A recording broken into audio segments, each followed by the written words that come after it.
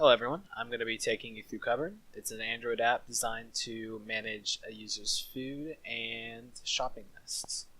So first I'm going to go ahead and create a new account, and we'll call that, let's say, cupboarduser@gmail.com. Let's put in an example password that I will blur out. Alright, great. So, we've got that. This is the home screen that I'll show you later. It's not going to have any useful information for us as a new user. This is the cupboard screen, which will show your foods once you've entered some. So this is where you're going to be entering the foods in.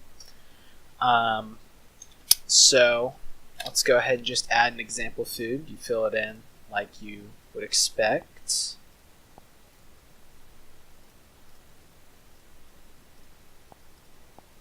And we'll do a nice description. Granny Smith apples. Alright, great. Now, go ahead and add that, and you can see that your food's been added. You can click on it and get some information about it, such as the expiration date, the date it was added, and the description that you entered in. And I'm going to go ahead and add a couple foods in here. I'll skip through. Speed it up for you guys. Actually, I won't speed it up yet. Let me add a couple. Let me add this real quick. So, if you try to enter in something null, it's going to tell you to enter in a name field. Obviously, we can do that. Let's do some popcorn. And so whenever you add something that only has a name, it'll just do default values, like it will expire never, and you have no description, and the quantity is 1. Alright, so now I'm going to add in some test data, and I will speed this part up.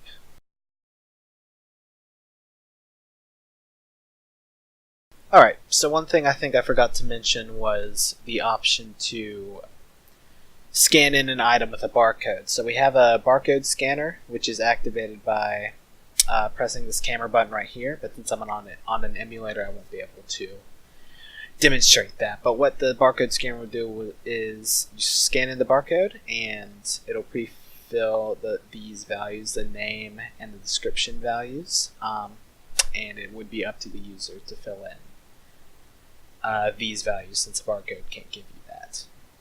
Also, I didn't explain what this category thing was. I think it's the only unintuitive part of this screen. The category is simply just the location of the food, so it'd be the pantry, the fridge, or the freezer, which will be used for sorting later, which I'll demonstrate now. So, these are the items that I have added. You can see all of them are clickable, unclickable, and they are not sorted right now because I've just added them all up together, but if I just hit that, so you can sort them alphabetically, or I can sort by expiration, meaning what's going to expire the soonest versus what's going to expire the latest or never. So let's keep it alphabetical to make it easy. And so now you can have the option to show the pantry, the fridge, and the freezer if you just want to know what are in specific parts of your kitchen. And now I'm going to show you the little things that you can do with each one. So, let's just use coffee for an example. So this button right here, you can change the quantity easily. So if you drink a little bit of coffee, you can make the quantity lower at any point. And you can also delete anything easily. Let's delete our frozen pizza right there, and it updates. So, when you click on a food, you have these two buttons right here. So the first one is an add to list button. And since I don't have any shopping lists, we'll just add this one to a new list. And that'll just add it to a new shopping list, which I will show you later. We'll remember that French fries is this thing I added to the new list. The second button is an edit food item list. So if I decided that I didn't want to call it French fries, I instead wanted to say, since it's frozen French fries, I'll add that up there.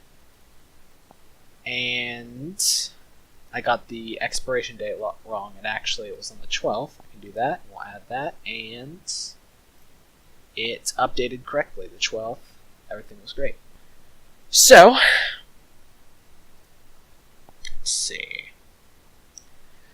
I believe that's all I have to show you for the... Actually, no. We have a search bar up here, so anytime you want to search a food, you're free to do so. So let's see if I can't find my... let's see what happens when I type A. So that brings everything up with an A in it. It doesn't specifically have to be anything that starts with an A, just anything that has it. So if I want to find Kool-Aid easily, aid. Press back to get that, and we're good. Alright, I think that's all I have to show you for my cupboard part. So we'll go over to the shopping list, and this is our shopping list that we created. And French fries is there, so if we wanted, we could add a couple more items to this new shopping list. Let's say I want to get some potatoes as well. Do that, and we're going to compile the weirdest looking shopping list real quick. And if I decide I don't want catfish instead, I'll just delete that. We can edit the title of this shopping list since this was automatically generated for us. We'll say shopping list set for Tuesday, if you'd like. And while you're at the store, if you'd like, you can check it off or delete it. Okay, so now instead of editing that shopping list that we got, that's how you click this button to add a new shopping list, and you edit the title the same way. Let's say this shopping list will be for Thanksgiving, and for Thanksgiving we're going to want some turkey, some dressing, and some pie. Alright, absolutely, and of course same way as the other.